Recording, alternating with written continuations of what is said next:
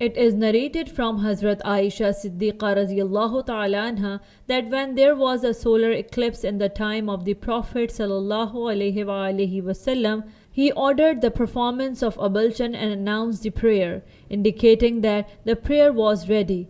Then he stood up and prolonged the standing in the prayer. Most likely during this prayer, he recited Surah Al-Baqarah.